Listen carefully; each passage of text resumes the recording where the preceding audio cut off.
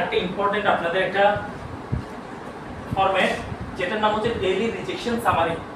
Daily rejection summary, daily rejection summary বললে কোনো ইস্যুগাল এখানে চিনবেন না, আরো সবাই তো নতুন ইস্যুগাল।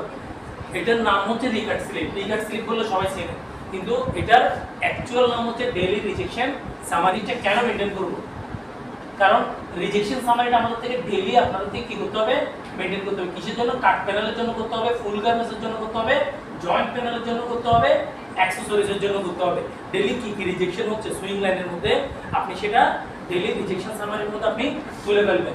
এবং হচ্ছে ইনফর্ম টু রেসপন্সিবল পারসন, আর এবং হচ্ছে এটা উদ্দেশ্য হচ্ছে কি, যারা রেসপন্সিবল পারসন যেমন মার্চেন্টকে জানিয়ে দেওয়া আপনার এই ফেব্রিকের মধ্যে বা এখানের মধ্যে আমি এতগুলো অ্যাকসেসরিজ রিজেকশন পাইছি, আপনার এরকম কাট প্যানেলের মধ্যে রিজেকশন পাইছি, কোয়ালিটির ডিফেক্ট আছে, টপ ম্যানেজমেন্টকে জানিয়ে দেওয়া। কারণ আবার ফেব্রিক পারচেজ করতে হবে অথবা এক্সট্রা ফেব্রিক থেকে বুকিং দিতে হবে, সেই জন্য ম্যানেজমেন্টকে জানিয়ে দেওয়াটা এটা একটা উদ্দেশ্য।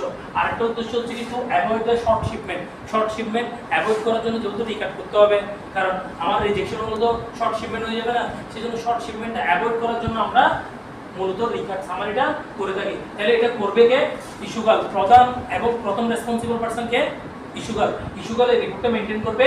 এই ইস্যুগালে কি করবে? রিজেকশন সামারি ডিটেইলসটা লিখবে প্রতিদিন, ডেইলি রিজেকশন সামারি এই রিকাট স্লিপটা লিখবে।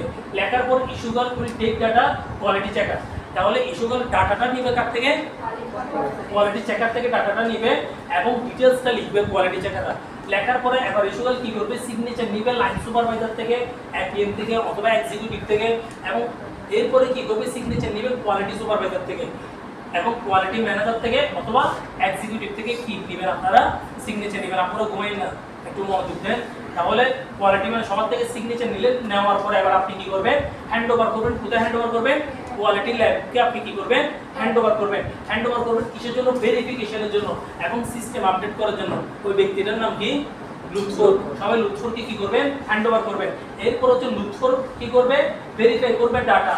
এগেইন ও সিস্টেমের মধ্যে কি করবে? ডাটাটা ভেরিফাই করবে এবং আপডেট করবে সিস্টেমের মধ্যে।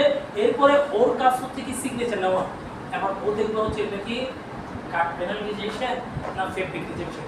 কারণ রিজেকশনটা দুই ধরনের কারণে হতে পারে। আপনি প্যানেল যেগুলো রিজেক্ট করছেন, রিকাট করতেছেন, এটা হয় কাটিং এর রিজেকশন, আর না হলে এটা হচ্ছে সুইং এর প্যানেল রিজেকশন, ফেব্রিকের রিজেকশন। তাহলে যে দুই কারণে হতে পারে। যদি ফেব্রিকের রিজেকশন হয়, ও এটা সাইন নেবে কার থেকে?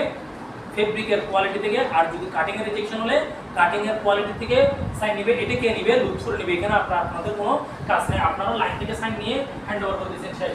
এরপরে সাইন নেওয়ার পরে ল্যাব রেসপন্সিবল পারসন আবার রিলিজ করবে paper with seal and signature. ওর একটা সিল এবং সিগনেচার দেওয়ার মতো জায়গা করে দেওয়া হয়েছে। তবে এবার কালেক্ট করবে এই রিকার্ড স্লিপটা, আপনি কালেক্ট করবেন ল্যাব থেকে এবং সিগনেচার নেবেন এবার মার্চেন্ট থেকে। এবার আপনার কাজ হচ্ছে কার থেকে সাইন নেওয়া? মার্চেন্ট থেকে সাইন নেওয়া। মার্চেন্ট থেকে সাইন নিতে গিয়ে কোনো ঝামেলা হয়? কোনো ঝামেলা হয় কি? কোনো হয় না। আচ্ছা, যাই হোক। তাহলে ইস্যুগাল এবার কালেক্ট করবেন, ল্যাব থেকে সাইন নেবেন। এবার মার্চেন্ট কিপ করবে ডাটা অথবা take necessary step based on the rejection.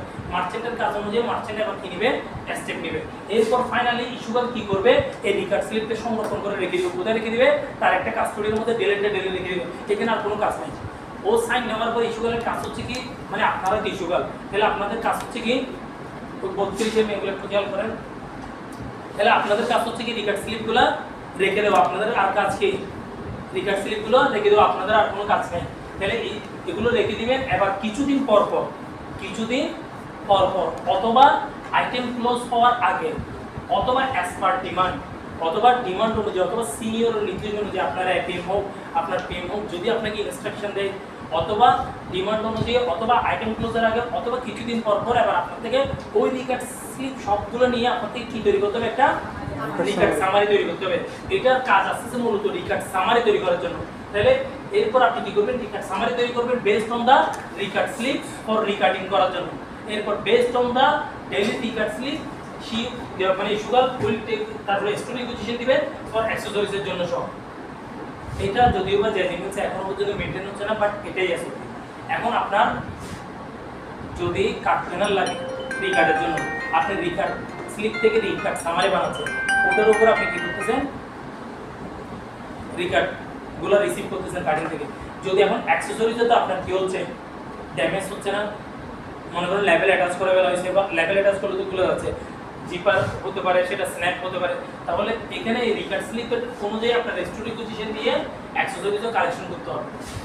আর এটা হচ্ছে আপনার update record slip. Update record স্লিপটা দেখেন, আগে যারা রিকার্ড স্লিপ ইউজ করেন আপনারা সবাই জানেন, আগে buyer style, item, period, date, line number সবকিছু লিখবেন। সবকিছু লেখার পরে ড্যামেজ পার্টের নাম লিখবেন। এটা কি আপনার ফুল গার্মেন্টস নাকি কাট প্যানেল নাকি জয়েন্ট প্যানেল, যাই হোক এটা লিখলেন। লেখার পরে কালার লিখবেন, সাইজ লিখবেন, কোয়ান্টিটি লিখবেন, কত কোয়ান্টিটি আপনার ডেইলি রিজেকশন হচ্ছে। এরপর হচ্ছে রিজন কোড, কী কারণে রিজেক্ট হচ্ছে রিজন কোডটা এগুলো আপনারা মেনটেন করেন। রিজন কোডটা এখানে দেওয়া আছে, এটা হচ্ছে ওয়ার্কম্যানশিপ ডিফেক্টগুলো আর এগুলো হচ্ছে মেটেরিয়াল ডিফেক্টগুলো। তাহলে যে কারণে ড্যামেজ হবে, যে কারণে রিজেক্ট, সেটা এখানে কোডটা লিখবেন। এরপর হচ্ছে কোড ওয়াইজ টোটাল, আপনারা এই কলামটাতে আগে লিখতে হচ্ছে কি টোটাল লিখে দিতেন, তাহলে কোড ওয়াইজ টোটাল। তাহলে আপনার কোড যদি এক কোডে কয়টা, বি কোডে কয়টা, কোড টোটালটা এখানে লিখে দিবেন। লিখে দেওয়ার পরে এতটুকু আপনাদের কাজ শেষ, এখানে আর কোনো কাজ নেই। তাহলে এখানের মধ্যে একটা পার্ট আছে যেটা আগেও ছিল সুইং অ্যাক্সেসরিজ, যেগুলো আপনি ড্যামেজ করতেছেন। এখানের মধ্যে লেভেল কয়টা পড়ছে, স্ন্যাপ কয়টা পড়ছে, আর আদার্স অ্যাক্সেসরিজ কয়টা পড়ছে, এটা লেখার পরে আপনি আবার সকল রেসপন্সিবল পার্সনগুলো থেকে কিনে নেবেন। সিগনেচার করে এখানে সি লেভেল সিগনেচার দিবেন, তারপর আপনি মার্চেন্ট থেকে সিগনেচার নিয়ে আপনি এটা সংরক্ষণ করে রেখে দিবেন। এটা হচ্ছে খুব দ্রুত বেগে বললাম, এটাই হচ্ছে আপনাদের এসপি। কারো কোনো প্রশ্ন আছে, বুঝেন না এরকম? এরপর হচ্ছে রিকার্ড সামারি। তাহলে রিকার্ড স্লিপটা করবো কি কারণে, কিছু কোনো প্রশ্ন আছে তুমি? আচ্ছা, এরপর হচ্ছে রিকার্ড স্লিপটা করছি কি কারণে, রিকার্ড সামারি করার জন্য। তাহলে রিকার্ড সামারির উদ্দেশ্য হচ্ছে কি, এটাও আর বাংলা করা হয়। আচ্ছা, রিকার্ড সামারিটা কেন করবো? আচ্ছা, এটারও করবো হচ্ছে উদ্দেশ্য হচ্ছে রিকোয়ার্ড কোয়ান্টিটি কত, রিজেকশন কোয়ান্টিটি কত, এবং এটা ক্লোজ করার জন্য ফুলফিল দ্য আইটেম। তাহলে একটা আইটেম ক্লোজ করার জন্য আমার রিকোয়ার্ড কোয়ান্টিটি কত আর প্রয়োজন কতটুকু আমার রিজেকশন হয়েছে, এটার জন্য মূলত ফুলফিল করার জন্য আমরা এটা করব। তাহলে ফুল গার্মেন্টস, জয়েন্ট প্যানেল, কাট প্যানেল সবকিছু। তারপর এটাও ঠিক সেম রেসপন্সিবল পার্সনদেরকে জানানো আর শর্ট শিপমেন্ট অ্যাভয়েড করা। তাহলে এটা কে করবে, ইস্যুগাল মেনটেন করবে। তারপর ইস্যুগাল কি করবে, রিকোয়ার্ড কোয়ান্টিটিগুলো লিখবে based on the record slip. এবার কথা রিকার্ড সামারিটা লিখবেন কিসের উপর বেস করে, রিকার্ড স্লিপের উপরে বেস করে। আপনি যদি 5 দিন পরে রিকার্ড স্লিপ থেকে যদি রিকার্ড সামারি করেন, 5 দিনের ডাটাগুলো নিয়ে ওই রিকার্ড স্লিপ থেকে রিকার্ড সামারিটা লিখবেন।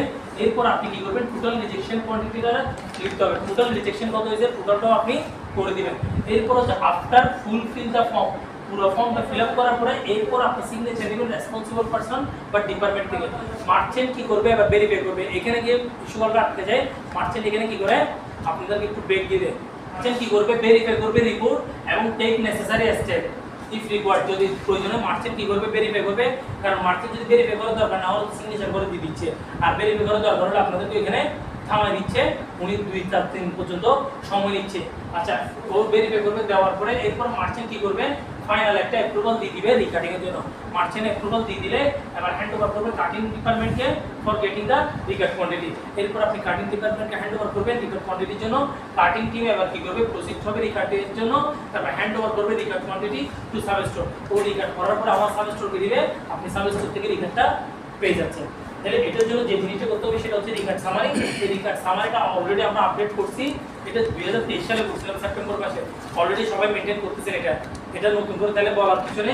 আগে রিকার্ড সামারির মধ্যে সবকিছু ছিল, শুধুমাত্র গেলে নিট কোয়ান্টিটিটা ছিল না। এই নিট কোয়ান্টিটিটা খালি আমি অ্যাড করছি। নিট কোয়ান্টিটি বলতে এটা হচ্ছে আপনার যার রিজেকশন হয়েছে অ্যাকচুয়ালটা আপনি এখানে লিখবেন। অ্যাকচুয়ালটা লেখার পরে কিন্তু আপনার রেশিও মেলার জন্য লাগবে হচ্ছে আরো বেশিও লাগতে পারে, কমও লাগতে পারে। অ্যাকচুয়ালটা এখানে লেখার পর আপনার দরকার কত সেটা আপনি এই কলামে লিখে দিবেন, আর বাকিটা সিগনেচার ঠিক আছে? কারো কোনো প্রশ্ন রিগার্ডস সামারি নিয়ে?